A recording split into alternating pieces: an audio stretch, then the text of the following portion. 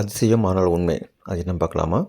இங்கே பாருங்கள், இந்த ஆட்டோ டிரைவர் ஆட்டோவை ஓரமாக நிப்பாட்டிட்டு ஃபோன் பேசிகிட்டு இருக்கிறாருங்க. ஆச்சரியமாக இருக்குல்ல? இது நடக்குது வேறு எங்கே இல்லை, நம்ம கேரளாவில் தான். இன்னும் கேரளாவில் என்னென்ன சிறப்பு அப்படின்னு இதில் பார்க்கலாமா? போகலாமா? நம்ம இப்போ கேரளாவில் ஆட்டோவில் பயணிச்சுட்டு இருக்கிறோங்க. நல்லா பாருங்கள், இங்கெல்லாம் வீடுகள்லாம் எவ்வளோ கலைநயத்தோடு இங்கே கட்டுறாங்க. பார்க்கறதுக்கு அவ்வளோ அழகாக ரம்மியமாக இருக்குங்க. நம்ம இப்போ சாலைகளில் நம்ம பயணிச்சுட்டு இருக்கிறோம். மெயினாக வந்து இங்கே ஆட்டோலாம் பார்த்திங்கன்னா மீட்டர் தாங்க. பேரம் பேசுகிறது, ஆட்டோக்காரர்கிட்ட போகிற ஆட்டோக்காரர் எதுவுமே கிடையாது. ரொம்ப வெளிப்படையாக ரொம்ப நீட்டாக இருக்கும். அதெல்லாம் இங்கே சாலையில் பாருங்களேன், இந்த 2 சக்கர வாகனத்தை பயணிப்பவங்க எல்லாருமே தலைக்கவசம் பயன்படுத்துவாங்க. அதே மாதிரி மகிழுந்தில் போகிறவங்க, அதாவது காரில் பயணிப்பவங்க எல்லாமே வந்து சீட் பெல்ட் போட்டிருப்பாங்க. அதாவது அந்த அரசாங்கம் போடுற சட்டத்திட்டங்களை வந்து மக்கள் அப்படியே கடைப்பிடிக்கிறாங்க. அதுதான் ரொம்ப முக்கியமான விஷயங்க. ஒரு நாட்டுடைய வளர்ச்சி அப்படிங்கிறது அதில் தான் இருக்குது. அது மாதிரி இந்த சாலைகள் பாருங்கள், எந்த ஒரு குண்டு முடி இல்லாமல் ரொம்ப நீட்டாக இருக்கும். இந்த ஆறுகளை பாருங்களேன், ரொம்ப சுத்தமாக பயன்படுத்துவாங்க. அதாங்க கேரளாவோட அழகு. வாங்க இன்னும் நிறைய தெரிஞ்சுக்கலாம்.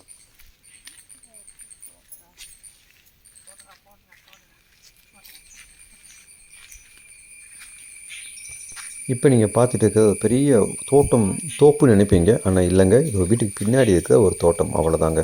தோப்புலாம் இல்லை. இங்கே எப்படின்னா வீடுக்கு கட்டுற பகுதியோட தோட்டத்துக்கான பகுதி தான் நிறைய கொடுக்குறாங்க. அதாங்க இதோட சிறப்பே. இயற்கையோடு மக்கள் இணைந்து வாழ்கிறாங்க. நேந்திரம் வாழை தோட்டம் வீட்டுக்கு பின்னே மிக அழகிய தோட்டம். இதுவே நம்ம தமிழ்நாடாக இருந்துச்சுன்னா மொத்த பாத்தியம் வெட்டி ஃப்ளாட் கட்டியிருப்பான். இங்கே வீட்டுக்கு பின்னாடி இப்படி ஒரு தோட்டம் பார்க்கவே அவ்வளோ அழகாக இருக்குது. இயற்கையோடு வாழ்கிற ஒரு சூழ்நிலை.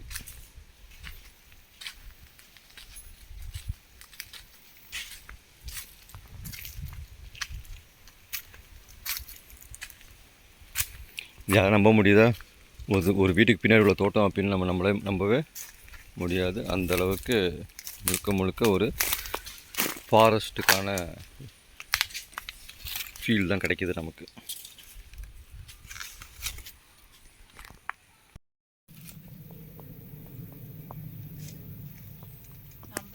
வானுயர்ந்த மரங்கள், எவ்வளோ ஹைட். அப்படியே ஒரு அடர்ந்த காடு மாதிரி தான் இருக்குது. ஆனால் இப்படியே திரும்பினோம்னா பக்கத்துலேயே வீடு இருக்குது. இயற்கையை கொஞ்சம் கூட பாதிப்பு இல்லாமல் வீடு கட்டுறாங்க. ஒரே நாட்டுக்குள்ளே இத்தனை வித்தியாசங்கள்.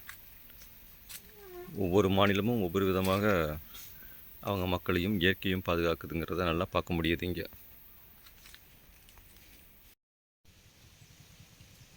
அழகான ஆறு பார்த்துட்டு இருக்கிறீங்க, எவ்வளோ செழுமையாக இருக்குது பாருங்கள். இந்த அமைதியும் உணரலாம்.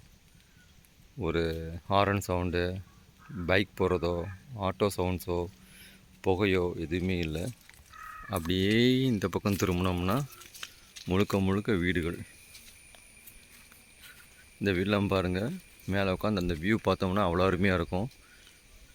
ஆற்றை ஒட்டி ஒரு சின்ன டீ கடை, அவ்வளோ அழகாக இருக்குது. நிஜமாகவே கேரளா வந்து ஒரு சொர்க்க பூமி தாங்க. காட்ஸ் ஓன் கண்ட்ரி அப்படிங்கிறது சும்மா சொன்னாங்க. எங்கே இயற்கை அழிக்கப்படாமல் இருக்கிறதோ அங்கே இறைவன் வாழ்கிறான். எங்கு இயற்கை அழிக்கப்படாமல் இருக்கிறதோ அங்கு இறைவன் வாழ்கிறான். இவ்வளோ இடத்துல நம்ம ஊரை விட்டு வச்சுருப்பாங்களா? தமிழ்நாட்டில் போட்டு தீட்டியிருப்பாங்க. சின்ன ரோடு தான், அந்த ரோடும் வைப்பாங்க. கரெக்டாக இருக்குது, குண்டு குழி இல்லாமல் இருக்குது.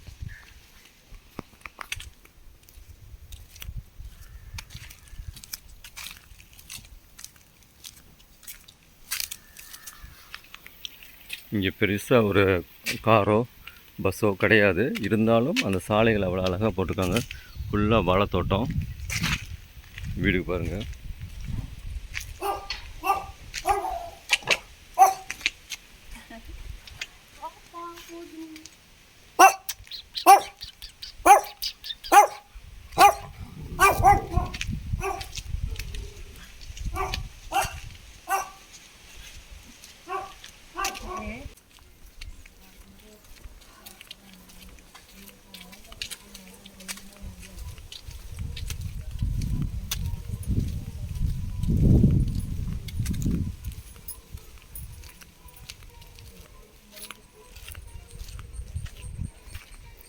கேரளாவில் வீடுகள் பாருங்கள், சின்ன வீடு தான் ஆகுது, ஆனால் அவ்வளோ தோட்டங்களுங்க.